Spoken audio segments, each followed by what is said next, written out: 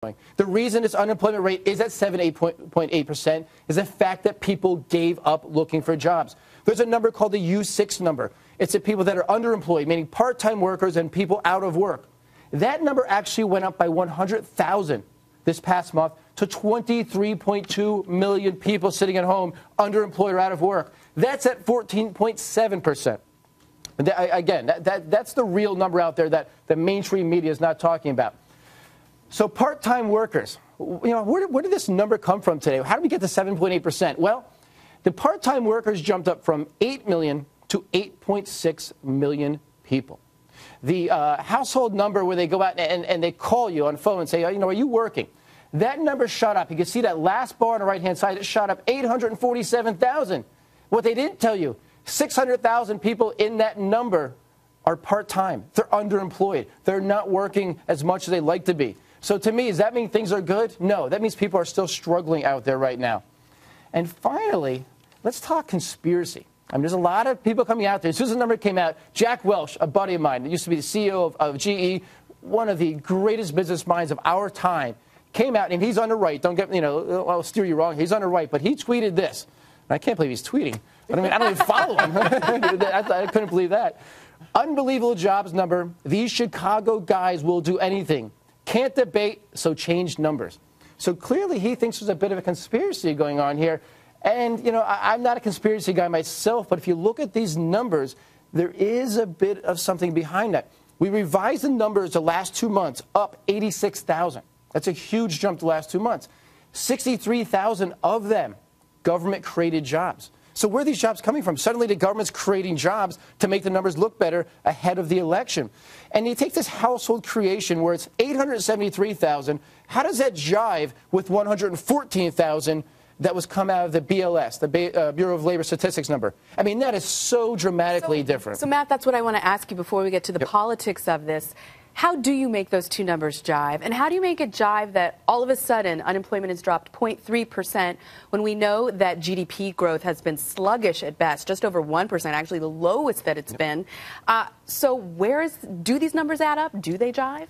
Unfortunately, they do not. And I'm going to go to Anthony in a moment because he has some more on this. But if you take a look at some other economic numbers, the ADP, it's a service that does the jobs number as well. They show jobs number falling from August to September, only 162,000 jobs. Intuit Small Business saw jobs going from 50,000 to 40,000. We've seen all the economic reports go the opposite way. We've seen layoffs go to the highest level we've seen in several years. So none of this does jive. And the biggest jobs jump in 30 years somehow comes out of this. If you were to believe these numbers, all of a sudden, out of nowhere, the biggest jobs jump in 30 years, matching a time when GDP growth was 9.3%. Exactly. How could that be feasible? And what's amazing is even if you believe the trickery, which we're going to get to the trickery, right? Even if you believe this possible trickery, it's still a bad economy. Exactly. This is the throw in the towel economy. People aren't even trying it. Okay, look, that's the important part. It is a bad economy. This isn't trickery. This has nothing to do with really the election. This isn't the president sort of like telling the Bureau of Labor Statistics.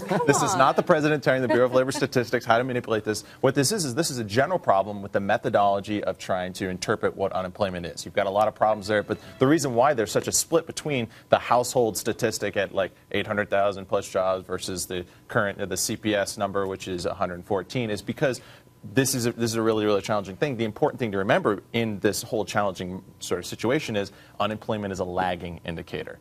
Unemployment going down, even if it was real, is not a sign of good things to come. It's a sign of what's happened in the past. If anything, this is a reflection of potential ideas at the beginning of this year that we were having, that we were going to have sort of like good GDP growth. The fact is now even the White House, even the Fed is saying in the coming years we're going to have, or in the coming next several months and quarters, we're going to have slowing down of GDP, which means that number is going to decline. Really quickly, if you could clarify, and I know this is in the weeds, but if you could tell little old me what the household number, what does that mean, versus the BLS number, what does that mean? There's a lot of alphabet soup. Sure, they're both put together by the Bureau of Labor Statistics, but there's just two different ways of measuring employment. Do you ask people? How did you do you have a job? Did you get a job? Did you lose a job? Or do you ask businesses? Did you hire people? So there's different ways of trying to look at, and you're going to get different information. What's important to look at all of that is that, one, this is a lagging indicator of the past, so this isn't a sign of good things necessarily to come, but also, as Matt was saying, to look at trends. And not so there's one chart that you had of the labor force participation rate that was falling. Here's another way of looking at it. This, a really fancy way that we did this. But that black line there, I added to match chart. That's what actual unemployment looked like. This is about 4% here, and this is where we're at about 7.8% here. The fact that we are now in this economy where it is a falling unemployment number, but also falling labor force participation means that there is a large group of people that do not have work, that are not looking for work, that are going to come back into the labor force at some point. Isn't it that if you